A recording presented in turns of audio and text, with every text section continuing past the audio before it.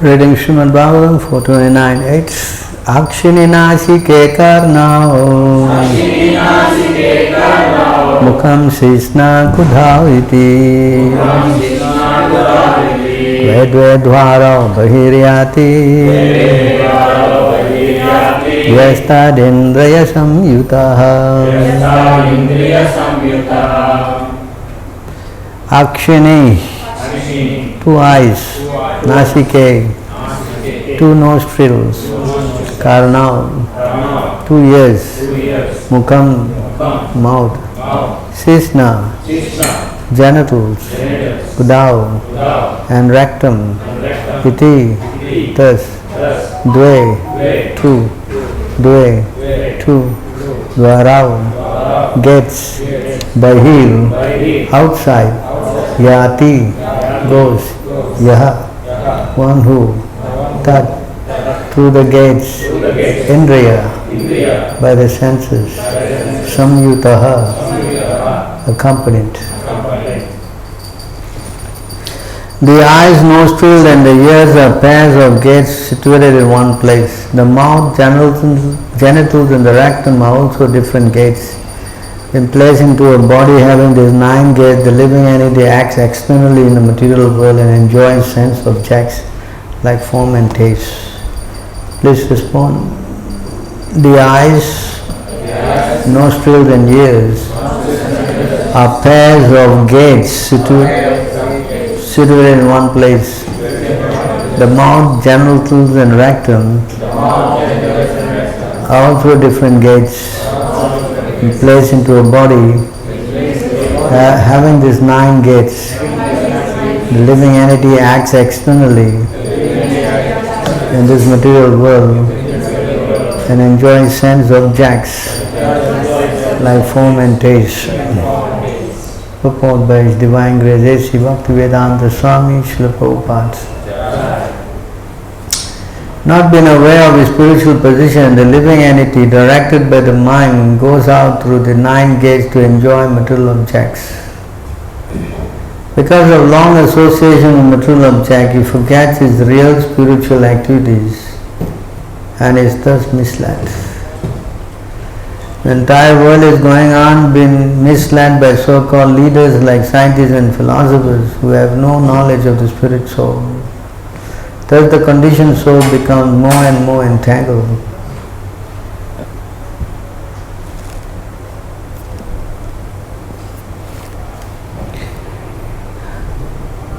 That's quite a... I think we're going to read on. 2 eyes, 2 nostrils and a mouth, altogether 5 are situated in the front. The right ear is accepted the southern gate and the left ear is in the northern gate. The 2 holes or gates situated in the west are known as rectum and genital organ.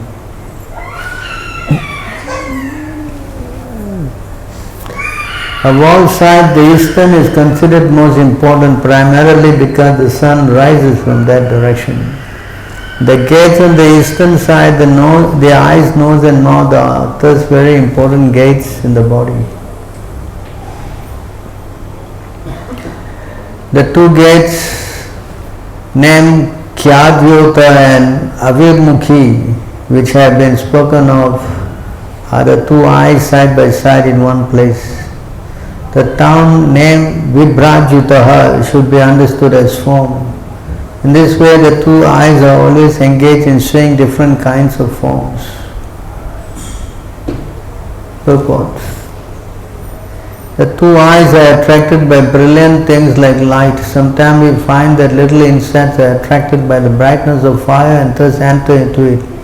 Similarly, the 2 eyes of the living entity are attracted by bright and beautiful forms. They are entangled in these forms exactly as the insect becomes attracted to fire.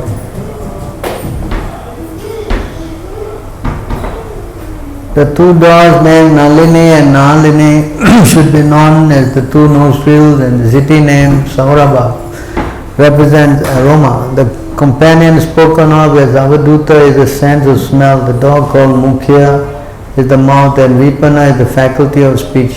Rasya is the Rasagya is the sense of taste. Purport. The word avaduta means most free. A person is not under the rules and regulation or any injunction when he attains the stage of avaduta. In other words, he can act as he likes. This avaduta stage is exactly like air which does not care for any obstruction. In the Bhagavad Gita it is said, Chanchalam he manaha Krishnam pramati balavadradam Tashyaham nigraham manye vayureva suduskaram. The mind is restless, turbulent, obstinate and very strong, O Krishna, and to subdue it seems to me more difficult than controlling the wind. Just as the air or wind cannot be checked by anyone, the two nostrils situated in one place enjoy the sense of smell without impediment. When the tongue is present, the mouth continually tastes all kinds of relishable foodstuffs. The city called Apana represents the engagement of the tongue in speech, and Bahudana is the variety of foodstuff. The right ear is called the gate of Pituhu and the left ear is called the gate of Devahu.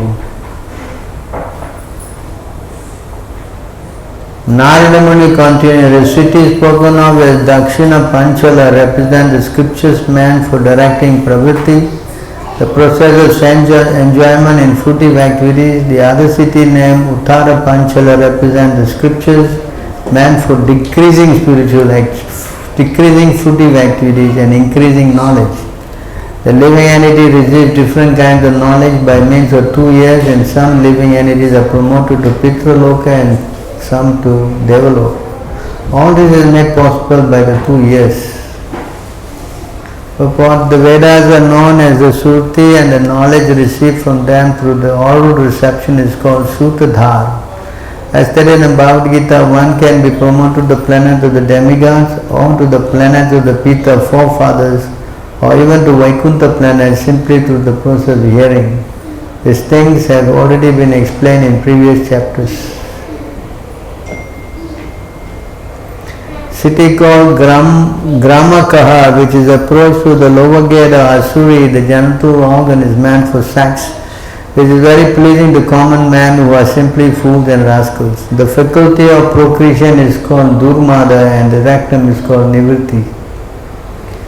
When the world becomes degraded, civilization becomes demonic, and for the common man the rectum and the genitals are taken very seriously as the center of all activities.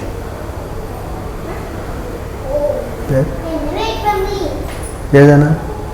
Worship the genitals.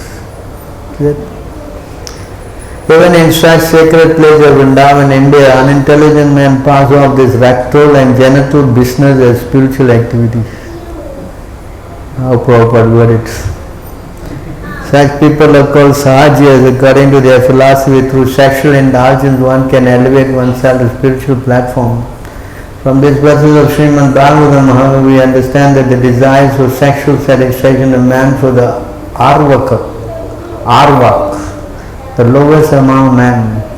To rectify these rascals and fools is very difficult. After all, the sex desire of the common man are condemned in these verses. The word Durmada means wrongly directed, and Nivritti means sinful activity. Although this clearly indicates that sex indulgence is abominable and misdirected even from the ordinary point of view, the sahajas nonetheless pass themselves off as devotees conducting spiritual activities. For this reason, Vrindavan is no longer visited by intelligent men who are often asked why we have made our center in Vrindavan. From the external point of view, it can be concluded that Vrindavan has become degenerate due to these sahaja activities. Yet from the spiritual point of view, Vrindavan is the only place where all these sinful persons can be rectified by means of taking birth in the form of dogs, hawks and monkeys. By living in Vrindavan as a dog, hawk or monkey, the living entity can be elevated to the spiritual platform in the next life. So you do all crazy things, you end up as a hawk, dog, then next life after you spend time, then you get promoted.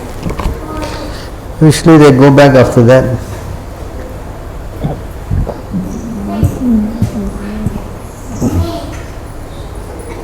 When it says that Puranjan goes to Vaishasha, it is meant that he goes to hell. He is accompanied by Luktaka, which is the working sense in the rectum. Formerly I have spoken of two blind associates. These associates should be understood to be the hands and legs. Being held by the hands and legs, the living entity perform all kinds of work and move Sita and Tita.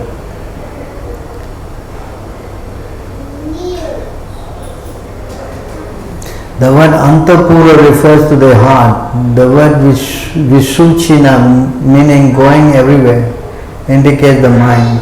Within the mind, the living entity enjoys the effect of the modes of material nature. This effect sometimes causes illusion, sometimes satisfaction, and sometimes jubilation. The mind and intelligence of the living entity in material existence are affected by the modes of material nature, and according to the association of material mode, the mind is habituated to go here and there. The heart feels satisfaction, jubilation, or illusion according to the effects of the modes of material nature. Actually, the living entity in material condition remains inert. It is the modes of material nature that act on the mind and heart. The results are enjoyed or suffered by the living entity. It is clearly said in the Bhagavad Gita 3:27, Prakritehe kriyamanani gunahe karmani sarvashaha ankara vimudatma kartahamiti manyate. The bewildered spirit soul, under the influence of the three modes of material nature, think himself the doer of activities that are in actuality carried out by nature. Formerly it was explained that the queen is one intelligent while one is awake or asleep. That intelligence creates different situations, being influenced by contaminated intelligence. The living entity envisions something and simply imitates the action-reaction of the intelligence. The queen or Puranjan is described here in intelligence itself. Intelligence acts both in the dream stage and in the waking stage, but is contaminated by the three modes of material nature. Since the intelligence is contaminated, the living entity is also contaminated. In the conditioned state, the living entity acts according to his contaminated intelligence. Although he simply remains an observer, he nonetheless acts being forced by a contaminated intelligence, which in reality is a passive agent.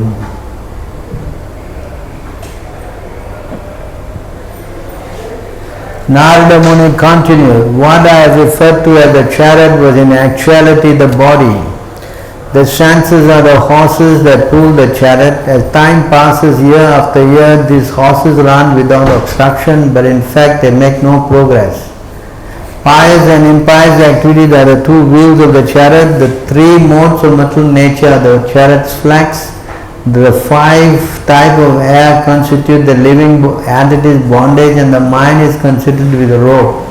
Intelligence is the chariot driver, the heart is the sitting place in the chariot, and the dualities of life such as pleasure and pain are the knotting place.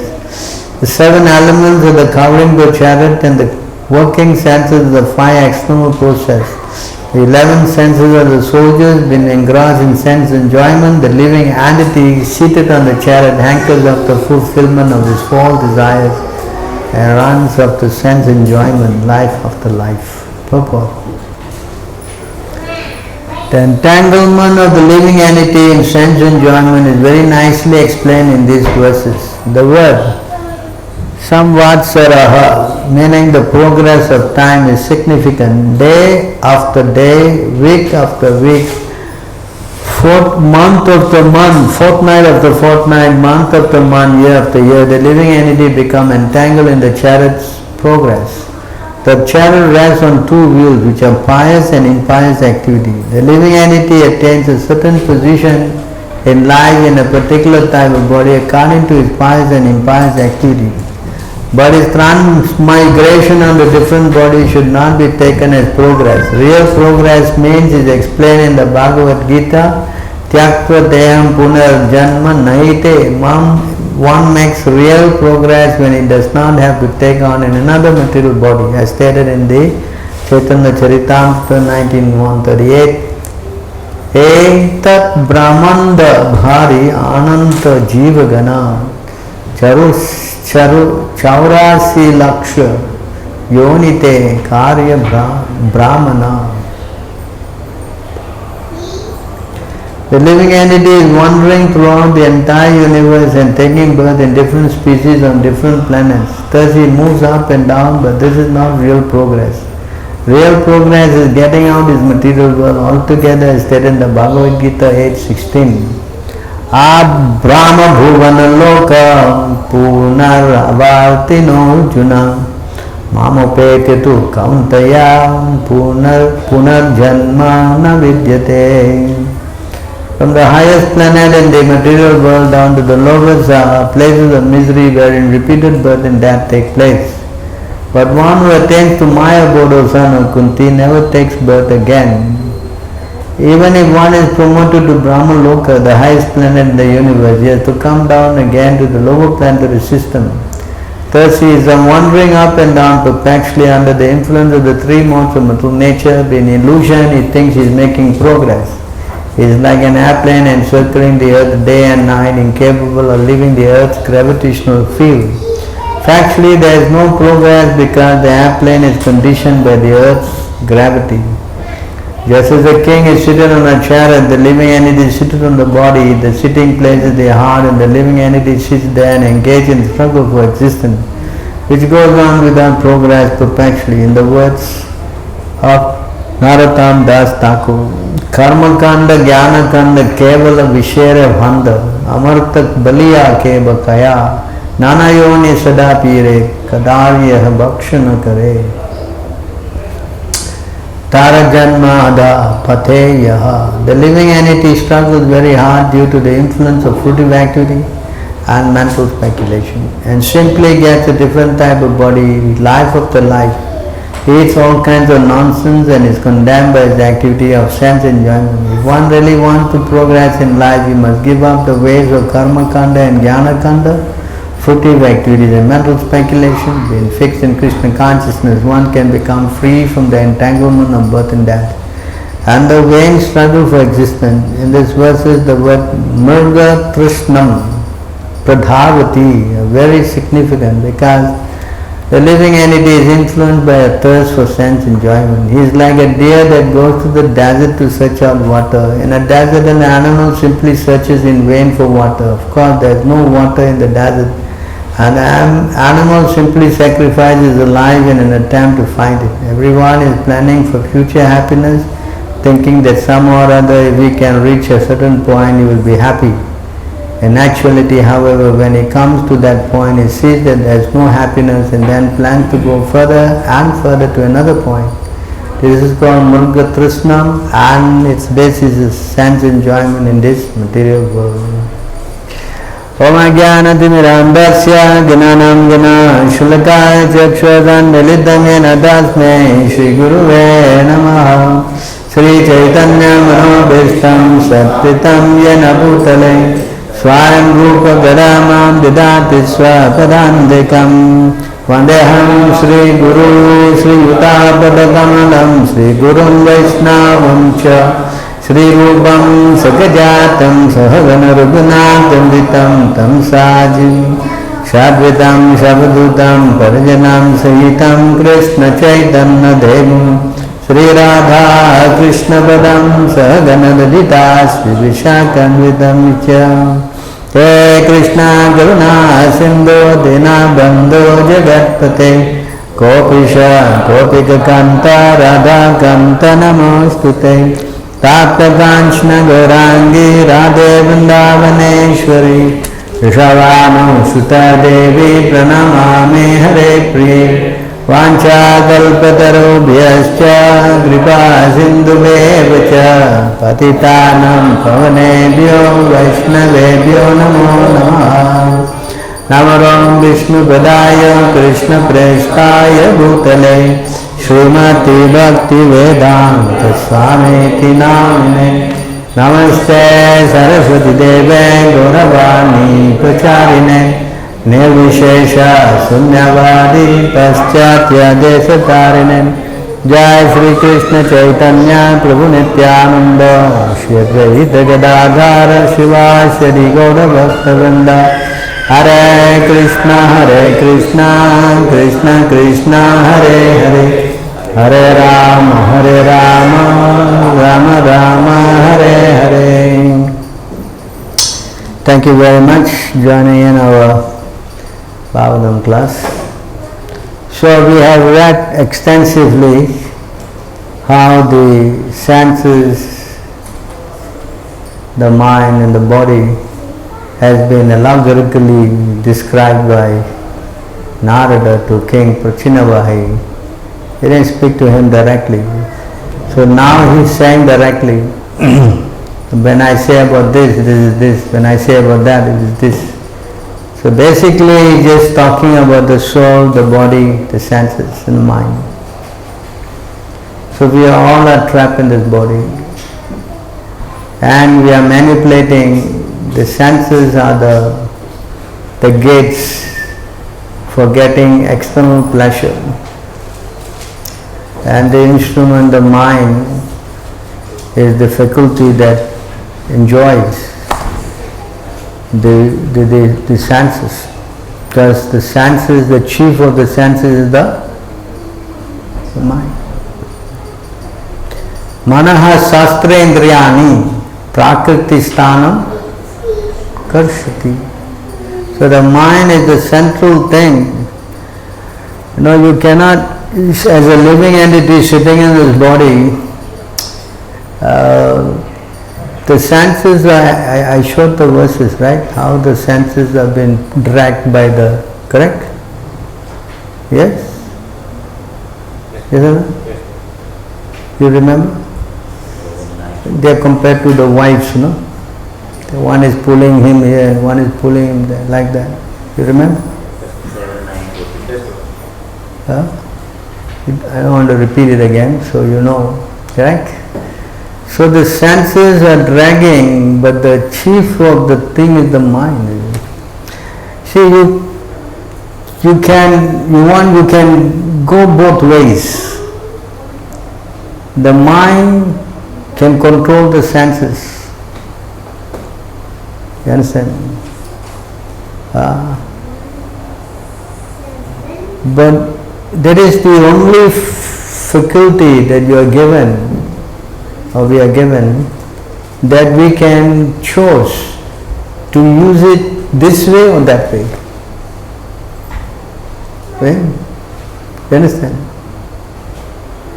If you want to control the senses, then the element that can be used to control the senses is the mind.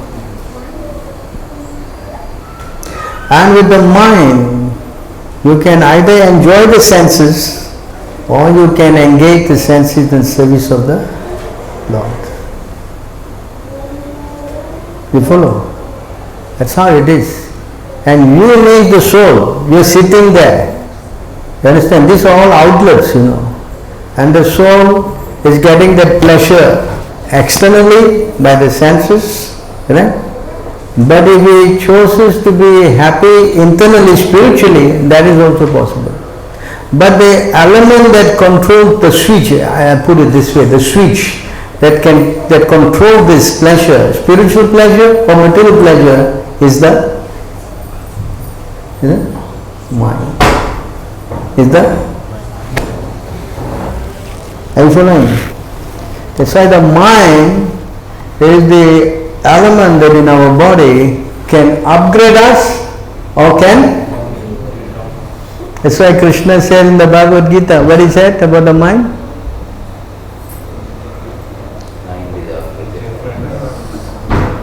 What do you say about the mind in the Bhagavad Gita?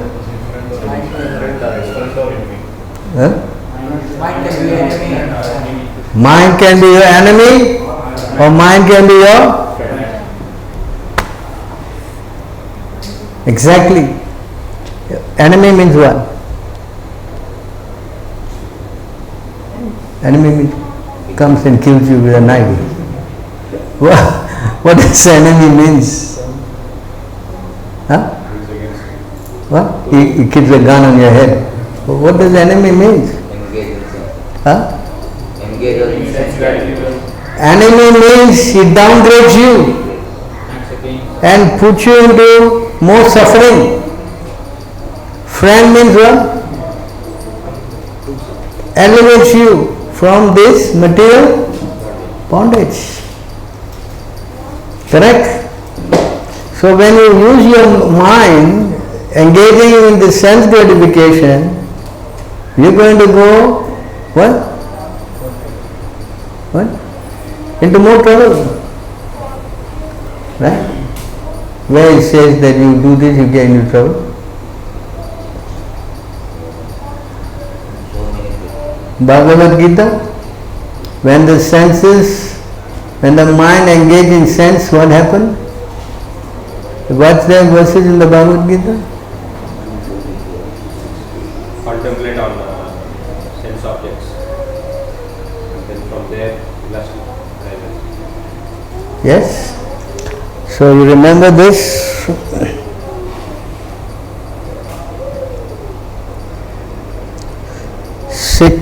Sorry, 262, right? So this is here in the Bhagavad Gita, you see, remember this? How it starts, he says here, Dhyayato Vishayan Pumsa Sangat Teshu Pujayate Sangat Sanjayate Kama Kama Krodha Vijayate. Translation.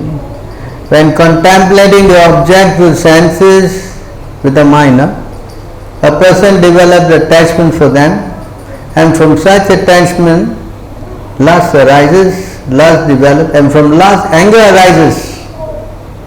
Then what happens? Krodhat bhavati samoha, samohat smriti vibhramaha, smriti bramsat buddhinasho, buddhinasat pranashyati. From anger, complete delusion arises, and delusion, bewilderment of memory, and memory is bewildered, intelligence is lost, and when intelligence is lost, one falls down again into the material pool. You see, it goes in order. Yes? When you engage your mind in senses, the senses with the sense object, then the heart, what? Attachment develops, right? From attachment what comes? Lust. And when lust goes more, you cannot fulfill your lust, what comes? Anger. When anger, you get completely angry, what happens? You see, when a person gets angry, he loses his what? Intelligence. He doesn't know what to do, what not to do. Correct? And then he becomes bewildered. Yes? And when he becomes bewildered, what happens? He does some crazy thing. What will happen? Fall down. You understand? So you can see how the sequence is arranged. Yeah? Correct? That's why you go, then of course you can go to this chapter.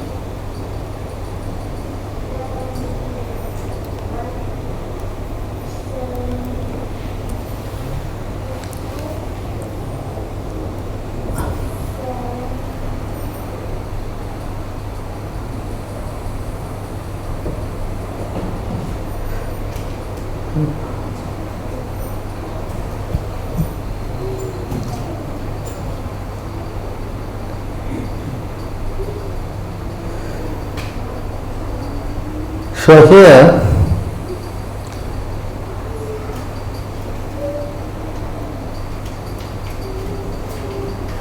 such a liberated person is not attracted to material sense pleasure, but is always in trance enjoying the pleasure within. In this way, the self-realized person enjoys unlimited happiness, for he concentrates on the Supreme. Here, we explain, an intelligent person does not take part in sources of misery which are due to contact with the material senses. O son of Kunti, such pleasures have a beginning and an end, so the wise man does not delight in them. So this is what exactly sense gratification is all about. You understand? If you go in this direction, you will be finished. Right? Because if you engage your senses in sense gratification, you will fall down to, you will do sinful activities, and sinful activities will lead you to hell. Okay? It's also I quoted many times in the Bhagavad Gita, I'm sure you know, correct?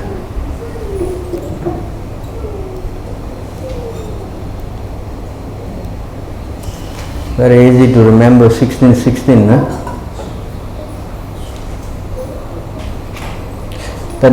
Thus perplexed by various anxieties and bound by a network of illusion, they become too strongly attached to sense enjoyment and fall down to hell. Finish.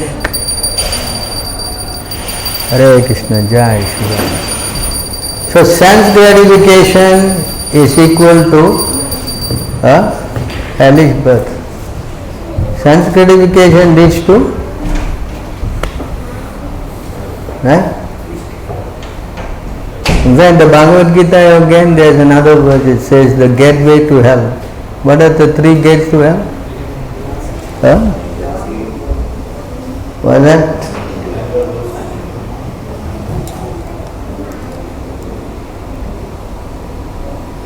Is it?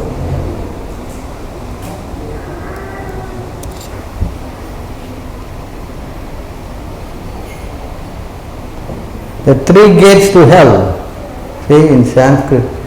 Trividam narakeshidam dvaram nasanam atmanaha kama krodha tata lobhas tasmad etat trayam tyajat. So you see here it says there are three gates that go to hell. Lust, anger and greed. Every sane man should give this up, for they lead to the degradation of the soul. So basically this body been given to us, and if we go in a crazy manner trying to enjoy the senses, then we are definitely on the path to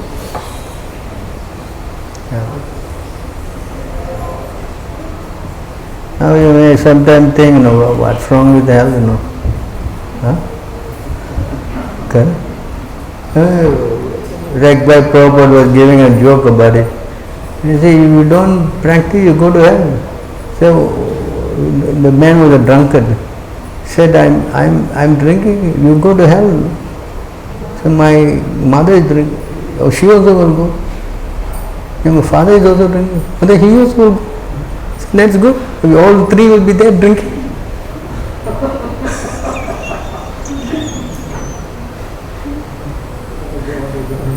So what's wrong going there? You'll be enjoying there drinking, yeah? Understand? A thing like that. Because there's no fear. Right? You go to hell, yesterday we were reading that verse, Kim Asat Karma Bir Pavet, that verse we are reading, he says, two places you go, you don't come back. What is that? 6.5. 6.5, no, not 11. 6.5? What is that verse? There's two places you go, you don't come back immediately. 13. No?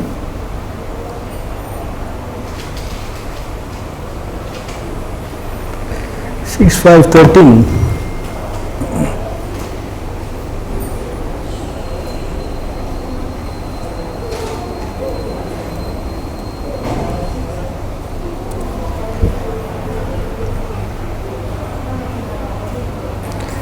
Narada Muni has described that there is a bila, a hole from which having entered one does not return.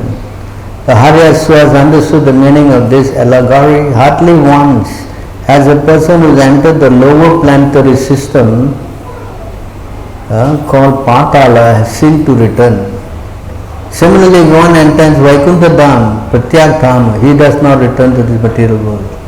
If there is such a place for which having gone one does not return to the miserable material condition of life, what the use of jumping like monkeys in the temporary material world and not seeing or understanding that place? What will be the profit? So therefore this human body is a vehicle to either get promotion or to get condition. So that choice, we have that independence. You have that? And how we can go up or down, manipulate? It is through the mind. That's why the mind is the most important element in this material. That's why Krishna says you can go up or down with your mind, you can be a friend or enemy. You understand? But if you want to go up, you still need help. It's not that just you decide and you need help. Correct? And how is that help coming? Can you explain? You need help. You cannot just say, okay, yeah, I want to go up. How are you going to do it? Huh? How? How are you going to do that? With the help of spiritual What? Taking morphine? Taking drugs? Help of spiritual master. Very good. You must go to somebody who knows the path. If you want to go up means what? Yeah, here, there. What up? You need some direction, yes? Correct? So you must go to someone who is not blind, like us. Anda yatanda upanimanas. Tesi tantra vudhami vada. The blind leading the blind. You cannot work. You must go to somebody who is not right. And who is that person who is not blind? Who? Your uncle? Huh? Your wife? Huh? Who? A person who knows the path means what? Krishna says, the one who has seen me. Huh? This one? What is that? Self-realized soul. Yes? What?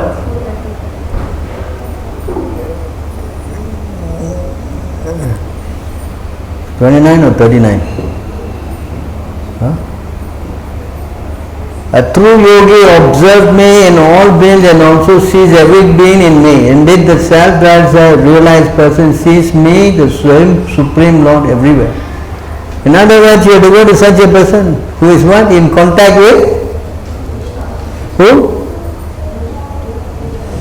His contact with who? Krishna. Then he can guide you to do this, do that, do this way. You understand? You cannot try to take judgment with your own mind. Cannot, because the mind is already it's stuck. You don't know. You need help. That's why Krishna says in many places, Man mana bhava, mad bhakta. He never say use your intelligence and think. No, he says use your. Understand? The mind is so important. You understand? And the mind can only go if it is engaging in the service of taking direction from the pure devotee. How to engage the mind in Krishna's service? You can come here and see Krishna like that, but you cannot remember. Understand? So it requires the mercy of a self-realized soul, a guru. He can give you direction. Not only direction, he also gives mercy. Because he does two things. One, he gives the knowledge. Correct? And the second thing he does is that he takes away all your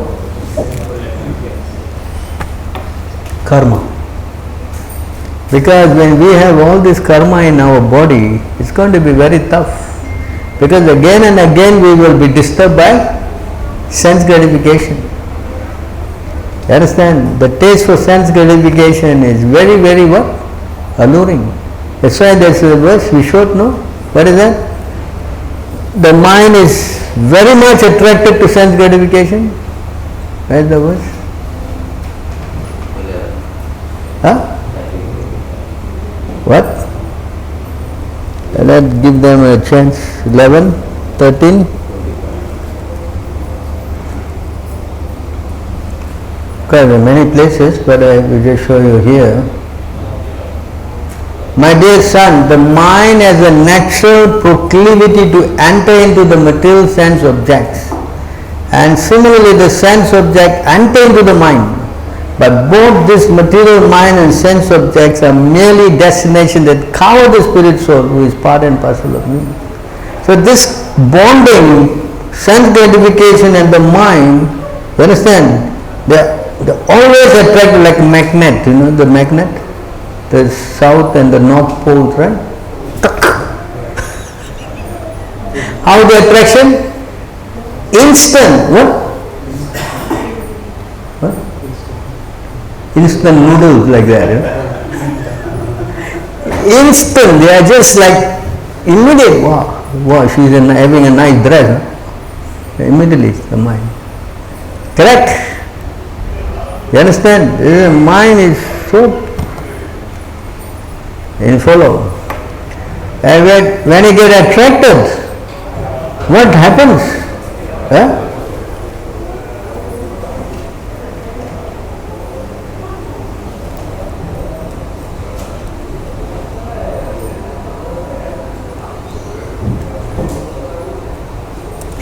So immediately when you get attracted, this is what happens. The illusory material nature attracts the minute living entity to embrace her, and as a result he assumes forms composed of her qualities. Subsequently he loses all his spiritual qualities and must undergo repeated death. This is the end result of that attraction. What happens? You embrace, and then he develops all the bad qualities of Maya. And not only that, he loses his spiritual qualities. Finish. And then he has to take birth and death, finish. You're following? You understand what I'm saying? Therefore, to counter this, you need a very strong person. That's why the whole catch is surrender. You have to surrender. Forget it. If you want to come out of Krishna's Maya, you only have to. A false ego, you think you can try to do with your own strength, or cannot work. Devi Esha Gunamaya, Mama Maya, Tudatyaya. Mam eva prapadyante, Mayam etan tarandite. This is the only method. You understand? You cannot escape this. You mean the soul, you not the mind, you the soul. You are trapped in this body. That's why when you say we are trapped in this body, we are what? Trapped. We are trapped. That's why it is shackles. All these shackles are what? Let's now we are reading. The mind is we are in a chariot, correct? The rope is the mind, the horses are the senses. Like this, we are trapped. We are not having a fine time, So this body has been given to us, especially this human body, which is very rare. Which is the only in this human body you can try to come out. You cannot come out if you are trapped in any other body. Of course, demigod is another issue, but human birth is the only vehicle that you can upgrade yourself. So if we do not use our facility properly, and Krishna says in this verse,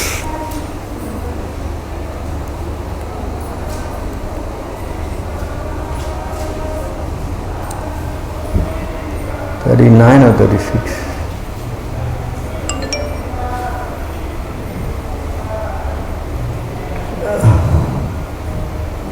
No one is dear to the Supreme Personality of Godhead, nor is anyone his enemy or friend. But he gives inspiration to those who have not forgotten him and destroys those who have. There's no choice. There's no one. You want to mess around? Then it's going to be what? Disaster.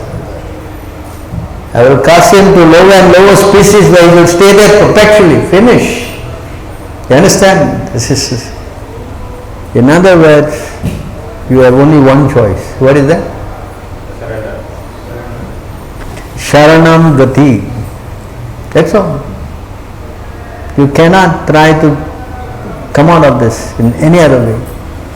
Surrender to the bona fide spiritual master, take initiation from him and serve and what? Submissively inquire and practice. Then yes, you are on the path back home to Krishna.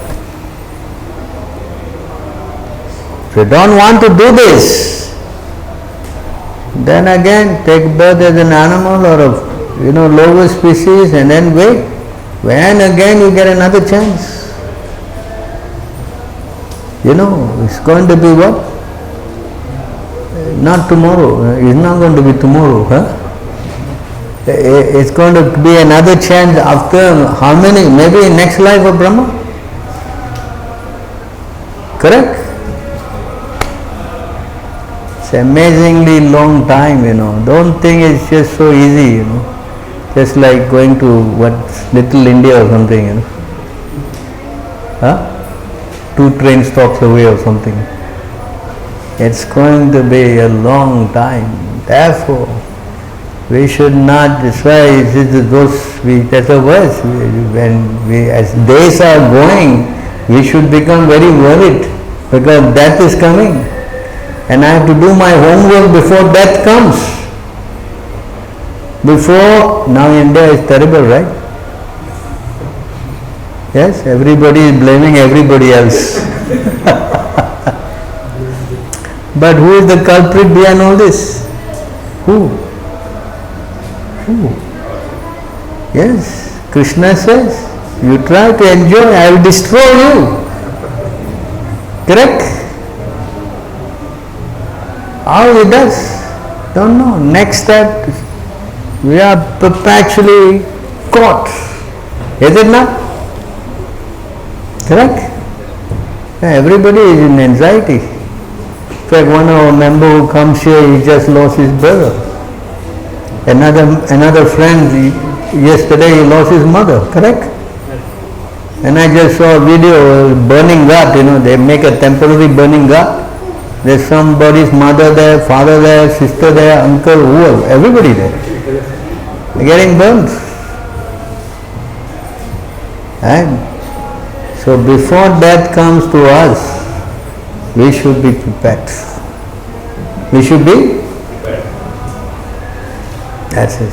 That is the name of the game. What is that verse? Labdva? Is it?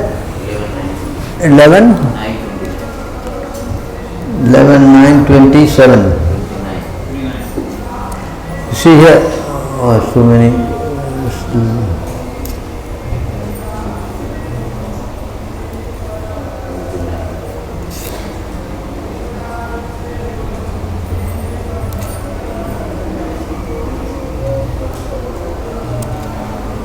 So here in this verse,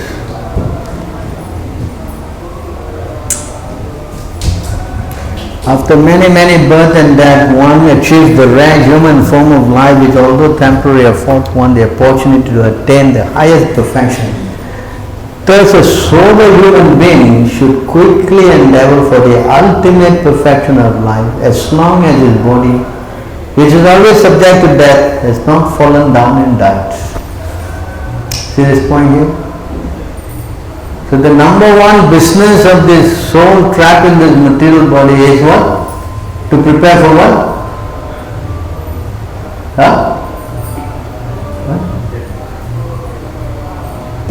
Quickly endeavor for the ultimate perfection of, yes? And after all, sense gratification is available even in the most abominable species of life, whereas Krishna consciousness is possible only for a human being. Yes? Right? Either you can chant the Hare Krishna mantra or you can chant the no time mantra. The choice is yours. Please chant no time. Come to the temple, no time. Sleeping, eating, got time. Right? Yes? Choice. Yes? All you got to do is open the mouth and say,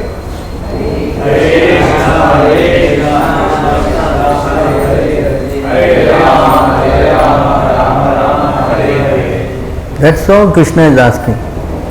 That's all, huh? That's all. If we can just open the mouth and say, it's very nicely explained in this verse.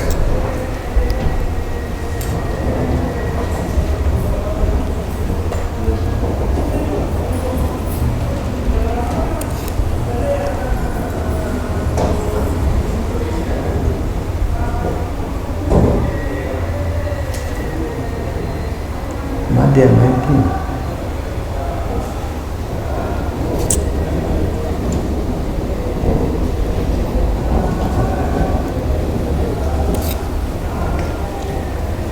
Says in this verse here, the translation is a little different, but in the older version, the holy name of Lord Krishna is an attractive feature for many saintly liberal people. It is an annihilator of all sinful reaction and so powerful that save for the dumb who cannot chant it, is readily available for everyone, including the lowest type of man, the Chandala. The holy name of Krishna, the controller of the opulence of liberation, is identical with Krishna. Here, when a person simply chants the holy name with his tongue, actually the original translation is, if you can touch the holy name with the tongue. Here they will change here. So it is very nice if you can touch the holy name with your tongue. You understand? Chanting the holy name does not depend on initiation. Pious activities of the Purascharya, regulated principle, generally observed before initiation. The holy name does not wait for any of these activities, self-sufficient. So if we can just fix our mind, take up this process of chanting Krishna's name, then everything is adjusted. Everything is so. Kali Yuga, you don't have to do anything else. You cannot do all the gymnastics, yoga, all this is not possible. Standing on your tail and standing on your head, that is all not possible. If you have a tail, that is. Can only do one thing, correct? What is that? Hare Nama, Hare Nama, Hare Nama eva kevalam, kalau nasteva, nasteva, nasteva. Then what happens? That you, without your knowledge, your mind will become controlled. Your mind will be what? Purified. The mind will become Sangata Swakata Krishna Punya Shravana Kirtana. What is that? 1, 2, 12, 17.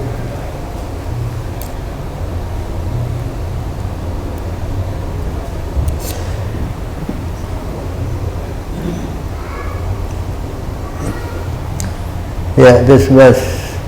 Srangvata Swakataha Krishna Punya Shravana Kirtanaha Hridya Antastoya Abhadrani Vidinoti Shruhat Satam. Sri Krishna, the personality of Godhead, is Paramatma, super soul in everyone's heart and the benefactor of the truthful devotee. Cleanses the desire for material enjoyment from the heart of the devotee who has developed the urge to hear his message, which are in themselves virtuous when properly heard and chanted. See how powerful this process is. How powerful. Moment you chant, as you know, many times we hear, Krishna will take the broom and clean away all this dirty thing in our heart. Understand? So to clean our heart also we need the help of the Lord. We cannot do anything ourselves. Yes? So we have to learn how to desire that. That is all. See? That's how to desire. We just have to call for Krishna. Please help me. Please. Hare Krishna, Krishna Krishna, Hare Hare. Hare Rama, Rama Rama. Even if you chant without attention also. Without. Ajamil, he was inattentive. Huh? What is that verse? 1:14, is it?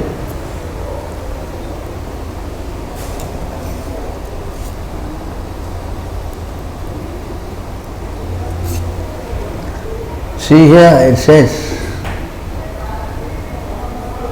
Apanam samsriti goram yan nama vivasso ganan tata sadya vimuchyata yad bhibhayate swayam bayam. Living beings who are entangled and there is a complicated measure burden that can be freed immediately by even unconsciously chanting the holy name of Krishna, which is fear, by fear personified. Hello, Hare Krishna, what are you doing? Credit? What? Anytime you say Krishna name, you get? You follow? Yeah? Even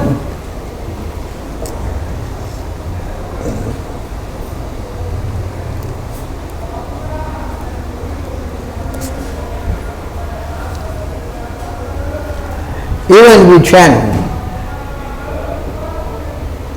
Therefore, it should be understood that one is easily relieved from all sinful reaction by chanting the holy name of the Lord and chanting of His qualities and activities. This is the only process recommended for relief from sinful reaction. Even if one chants the holy name of the Lord with improper pronunciation, he will achieve relief from material bondage. If he chants without offenses. Ajamil, for example, was extremely sinful, but while dying he merely chanted the holy name, and although calling his son, he achieved complete liberation because he remembered the name of Narayana. See how powerful this program is. Yes? Not finished.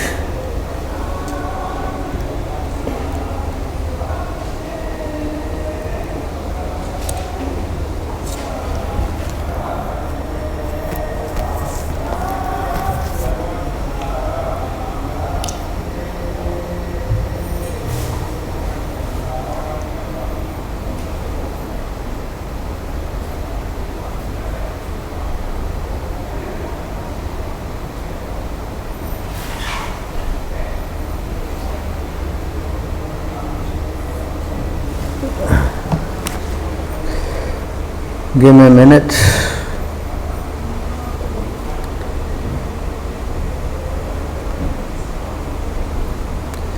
I think it's 26.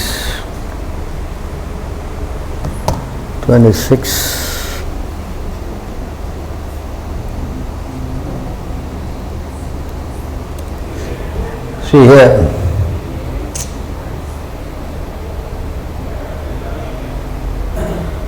Considering all this point, therefore an intelligent man decides to solve all problems by adopting the devotional service of chanting the holy name of the Lord, who is situated in everyone's heart and who is the mind of all auspicious quality. Such a persons are not within my jurisdiction for punishment.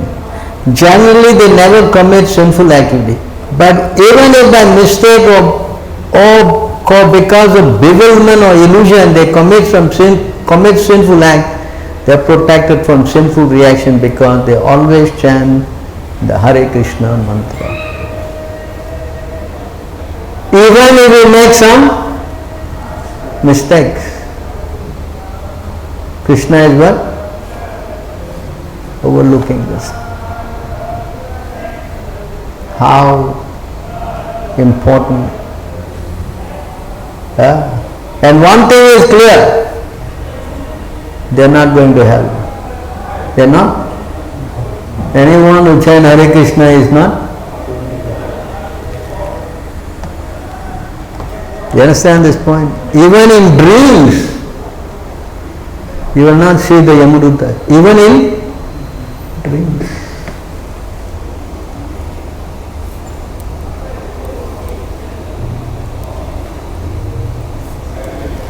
Even in dreams, you are excluded.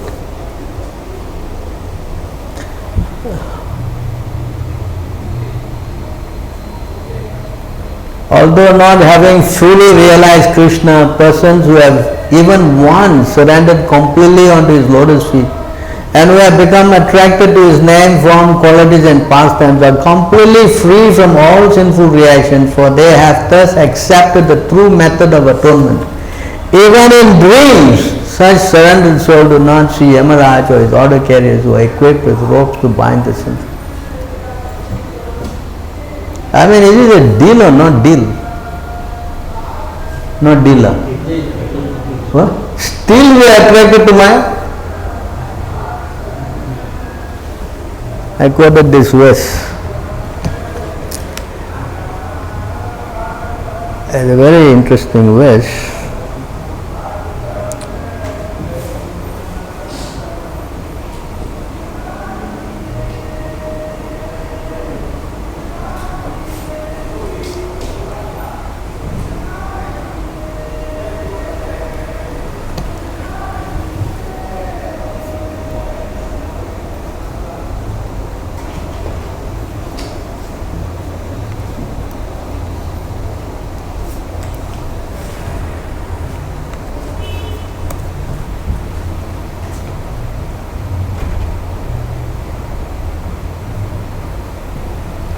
One can never decide whose property this body actually is.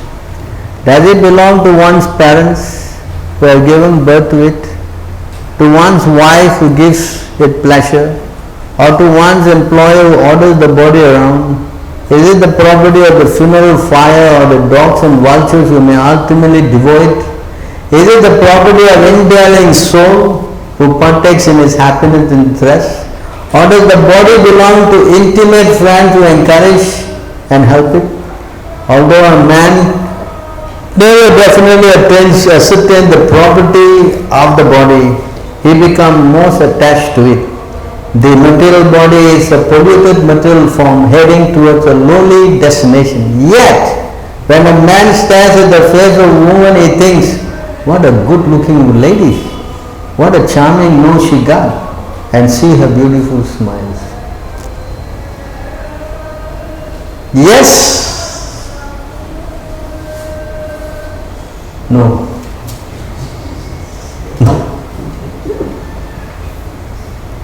How Maya is so? That's why we must grab the holy name of the Lord with all intensity. Yes? Chanting. Very strictly maintaining our sadhana. Prabhupada gave the assurance, if you wake up in the morning and practice this, then no Maya will touch you. Unless if you want to get touched by Maya, then that is another thing. Yes? So try to understand. Either you want to go this way or that way, that's a choice. But the body is the vehicle. How you want to drive it? Correct? You can get the vehicle and drive in such a way you get an accident, or you can drive it safely and go to your destination. Yes? Yes? So you want to drive recklessly and go into accident? What? Collect insurance.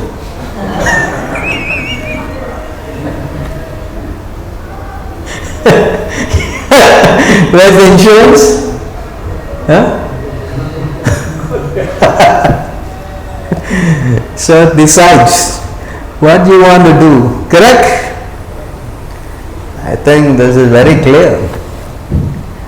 We should not waste our time spacing out. We are the most beautiful chants, we have in the body, we have the spiritual master, we have devotees, we have temple, we have everything. Prasad, yes? And if we don't want to take advantage, we consider the what? Greatest fool. Greatest fool. Alright, is it clear? Huh? Not clear. I have to write another verse. If you see a man, he's what a nice body he has got. One more verse. There's a verse also like that. Pingala, you know. I was thinking, oh, maybe this man, maybe that man. Either way, we are trapped in the body, man or woman, whatever. We are not man or woman, we are spirit. We need to come out of this nonsense, and that is real progress. That is real. If we can catch hold of the lotus feet of the spiritual master and Krishna, we are considered as the most successful person. That's all. If you can get Krishna, that's it. And it says, by chanting Hare Krishna, very quickly you will capture the lotus feet of, very quickly. You understand? Then chanting. Pay attention on the chanting. Chant with attention. Even if you don't pronounce properly also, still benefits. Everything is there. Chant. Teach everybody to chant. Hare Krishna, Krishna Krishna Hare. Ram Hare Ram, Ram Ram. Especially now, this virus is getting it's mutating, right? Becoming stronger and stronger. You trying, the virus also trying. Who kill who? But the devotees, they are not frightened. Why?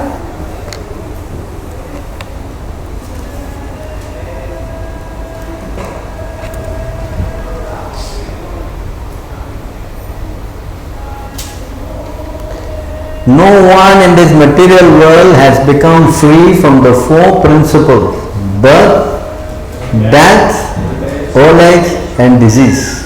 Even by fleeing to various planets.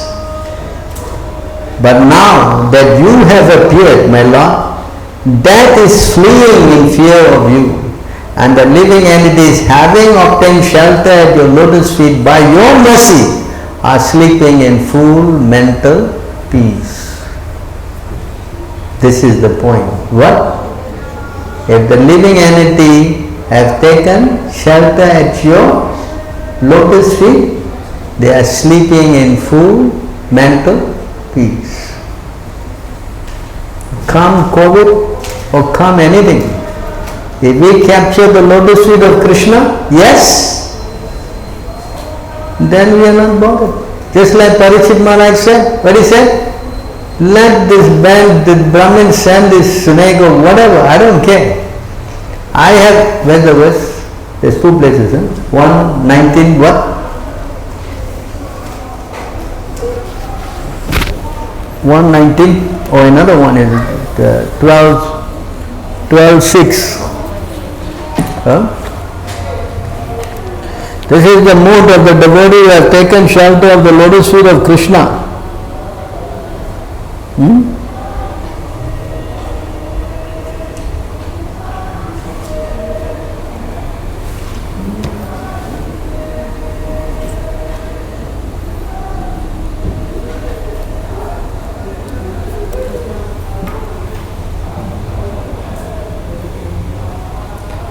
My Lord, I have no fear of Takshaka or any other living being or even repeated death, because I have absorbed myself in pure spiritual absolute truth which you have revealed and which destroys all fear. Right? I have what?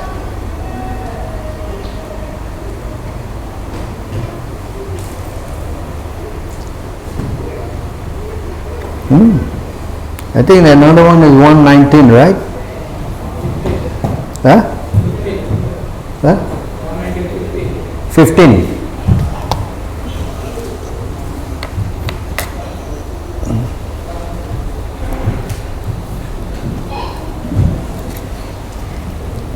Here.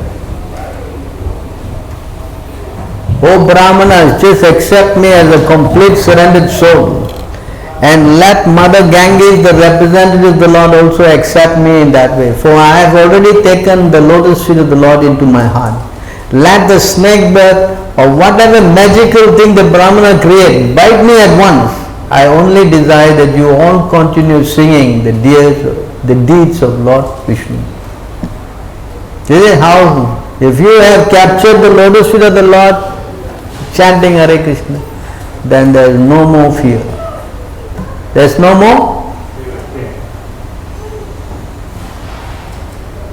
This is the solution. Not the vaccination is the solution. What is the solution? Vaccinated. This place and everywhere you get vaccinated. Huh? How? No. The real vaccination is what? To vaccinate your mouth with what? No cost. Huh? No cost. You get what? Spiritually vaccinated. Spiritually? Hare Krishna, Hare Krishna. That's it. Then you will not fear anything. You die or leave or what, no problem. Correct? You see here, I'm not frightened. Let him do anything, magical thing. I am not bothered. I am prepared to die. That should be the what? Strength. That should be that's how we should train our mind. Train our. We should not be like this.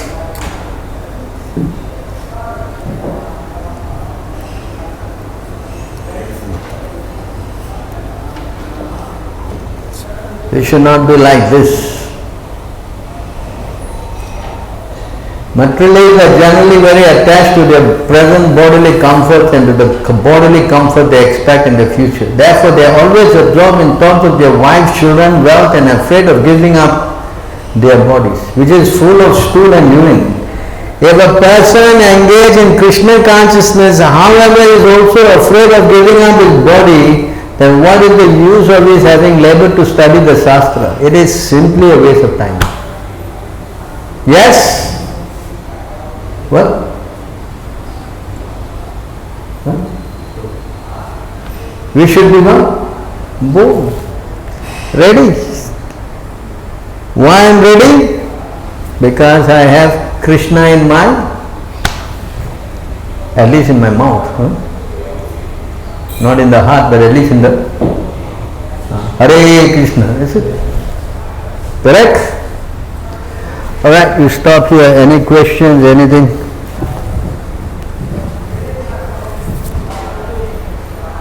Any comment? Nothing, huh? No? Anything from the web? Yeah? Neeradas is asking, in our movement we consider hearing about Krishna as most important, but here in Katha Upanishad it is said, he quotes one thing, he said, the Supreme, so referring from Madhya 2.248 purport, that the Supreme Lord is not obtained by means of expert explanations, vast intelligence, or even much hearing. He is obtained only by one whom he himself chooses. To such a person he manifests his own form. So how to understand this? How can one get favored by Krishna? So on one side it said that hearing is important, and on the other side it said that even by vast hearing you cannot get him. Only by Krishna's choice he will show. So what should we do? Should we hear or not, or what? Is there any process to get? Krishna will select the devotee if he is recommended by another pure devotee. You understand this point? How to get recommended by pure devotee? You have to surrender to a pure devotee. Prabhupada said, If you chant 16 rounds and follow the 4 principles, I guarantee you that you will go home back to God. And one sannyasi sitting there, he was not, he thought that Prabhupada is just making a... Prabhupada noticed that and then Prabhupada repeated it again. If you chant 16 rounds and follow the 4 principles, then you guaranteed to go home back to God.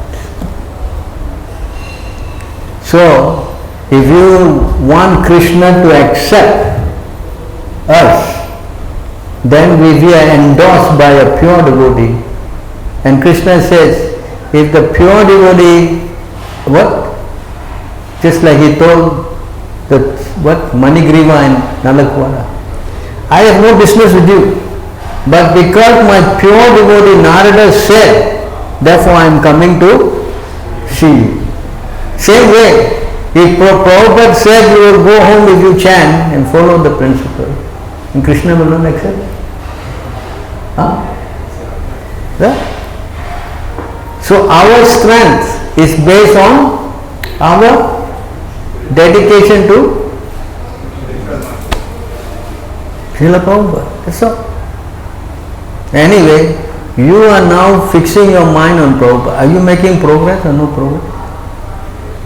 No progress. What? Are you making advancement? You can feel you are making no progress. As the test. How? Following the 4 principles and chanting 16 rounds. This is the measurement. And if you can maintain this until the last breath, then you are success. Then you are what? So if you can become successful, if you get yourself what? Connected to, that's all. You understand? There is another part in the, I think it's in the Antyadila. If someone goes to Srimati Radharani, and she will take that person to Krishna and says, Krishna, this person is a better devotee than you, please accept. That's what she does. You understand? That's why in Vrindavan they chant only one Jai Radhe, Jai Radhe. Why? They want to get the mercy of Radha. Of course it's not so easy, but it's more easier going to. So think carefully.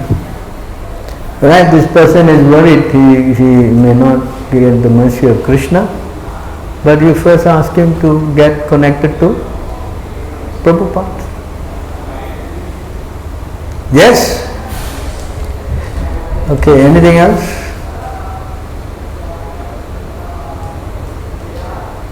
No more. Alright, we'll stop here then.